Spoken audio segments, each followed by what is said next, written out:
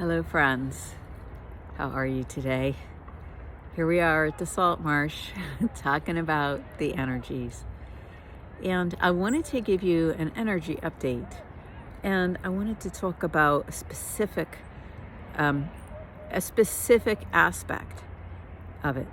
And so it's really what it's about is about talking, and it's about agitation.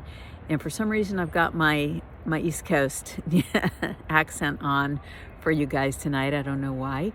Well, we'll see. But let's talk about the energies in January. You know, we just passed the mid mark of the new moon cycle, which was January 6th Pacific time. And so that means we're 3 days in, here as I'm recording this, maybe 2 to 3 days in to the ending of the new moon cycle. We're going to have the full moon in a week or so. And what is going on right now? So if there's anything that you didn't start yet that you thought about 10 days ago, I want to start this, okay, or a week ago, then this is the time to get started now. And there's still potency in getting started. And your getting started can be any activity that you also put into the physical, okay? I'm just going to say it. With the energies, there's so much, there's Capricorn and Saturn right now that I'm going to highlight for you. And that's about groundedness. So putting it into the physical right now, anything that you haven't started, that you wanted to do for yourself.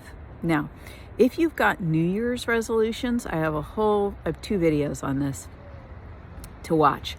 But my point here is get right with your soul on it, and then take some steps that are baby steps, but prepare yourself to really initiate in spring. Okay, so you get it landed in the soul, you own it, you embody it in the current time, right? And you begin doing that now.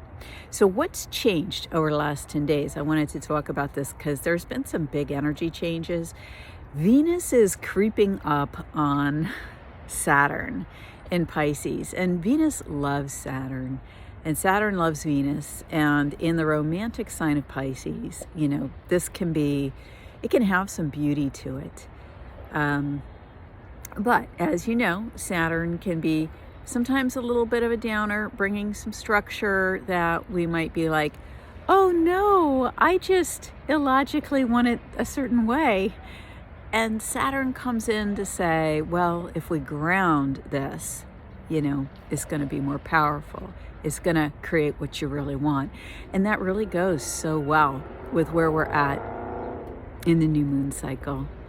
So Venus has got all her hopes and dreams. You know, she crossed into Pisces, and I feel like loving this energy. But she's coming up against, you know, okay, where's the boundaries? How do I really get my dreams landed in reality?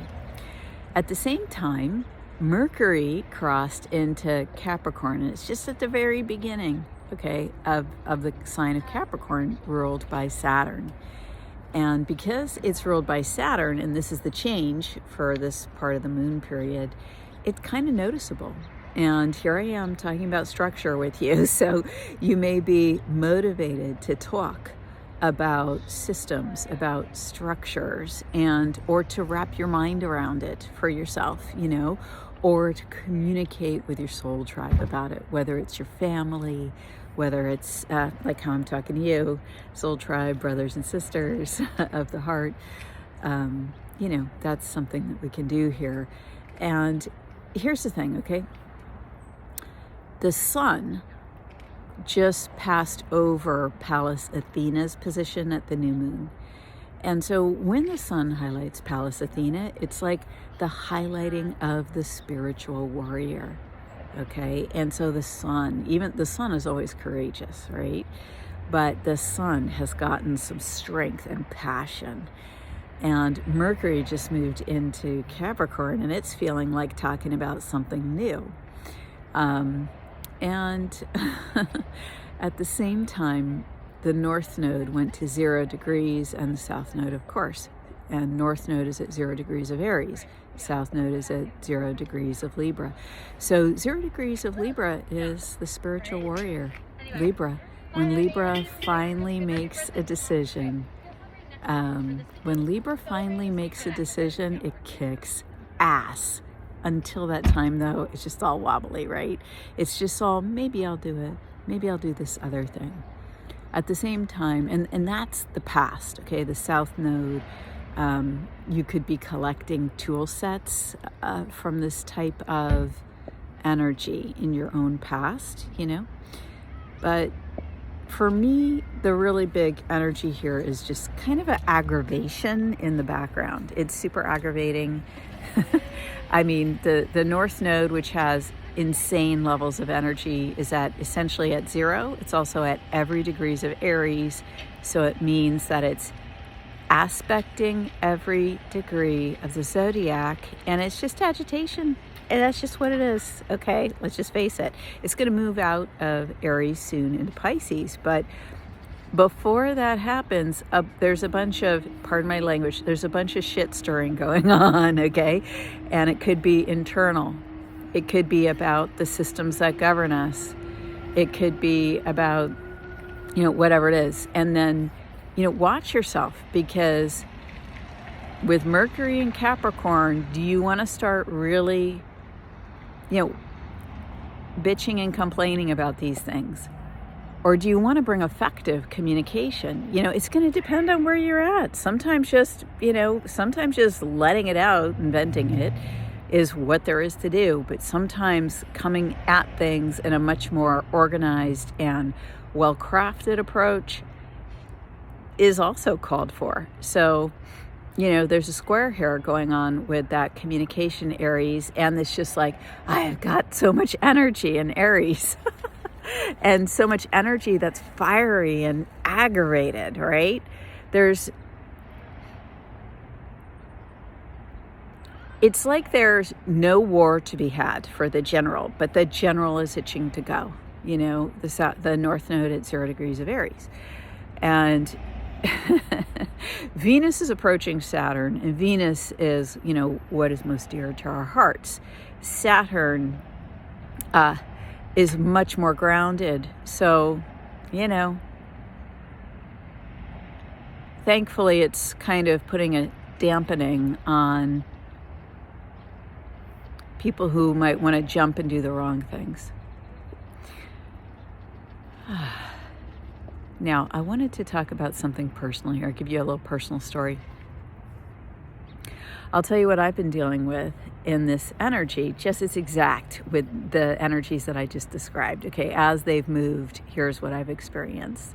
As they've moved from the new moon, December 30th, to now, which is what we just talked about, here is what I am experiencing, especially the last 5 or 6 days.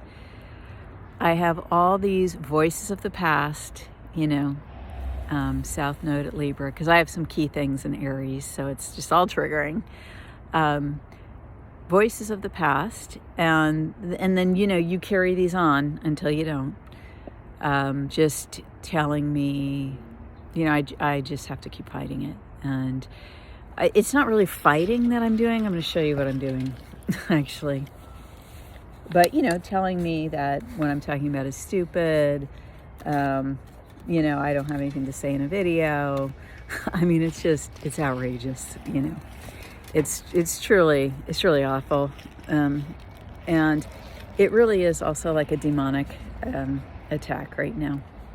Now, let me just show you. What I'm doing is I come at it from, I just spent all these pictures. It's making me mad. Come at it from here, okay? But essentially, not in the physical, but in the non-physical. It's like I've got these, these thoughts. Mercury, square, Aries, right? Square the North Node. And they're just coming at me. And Venus, okay, there she is, sweet Venus approaching Saturn. Saturn can have a very critical voice. And it's just, I'll just tell you, it's really hard. It was really hard to let myself make this video today. And here's what I do, okay? I've talked to you before about if something is in your energy field, how to release it. to its place of highest good. But the North Node is at zero Aries, and there's other techniques you can use here. And the technique I've been using as the North Node went to 0 Aries is fire. Okay, you take in your imagination a transmuting flame, and you just burn to dust the thought and the linear line of that thought, like wherever it comes from. Now, if you want to burn to dust the source, that's on you. I always check in. Is it in highest good if I burn the source to dust? I check in with my soul level guidance, and I'm getting yes a lot. Okay. And then I just transmute the energy to neutral with, I take what's been burned to dust, take the dark black ash, and then I just, right now I'm using Uriel's silver ray. I take the silver ray, which I always see rainbows in Uriel's silver ray. So I take a silver ray of energy and then just, pass it over what's been burned to dust, and it transmutes to neutral. It's just actually a very beautiful process. I hope that this helps you, One of my members wrote in a comment recently, and, part of how I developed all of these energy practices, I had to get good and strong at it. And I had to get good and strong because of how I grew up. I grew up with a mother that really came at me verbally. And while I know there are people who've had very incredibly loving relationships with their moms, while I dearly love my mom and the memory of my mom, there's a lot of boundaries, that I had to have with her because of her inappropriate behavior, over the years. And here's the thing, without her coming at me like that over and over and over, I wouldn't have become the strong person that I am. And I actually truly believe that that's a part of why she did it. And to survive, I had to figure this stuff out. And I did, and you can too. You can too.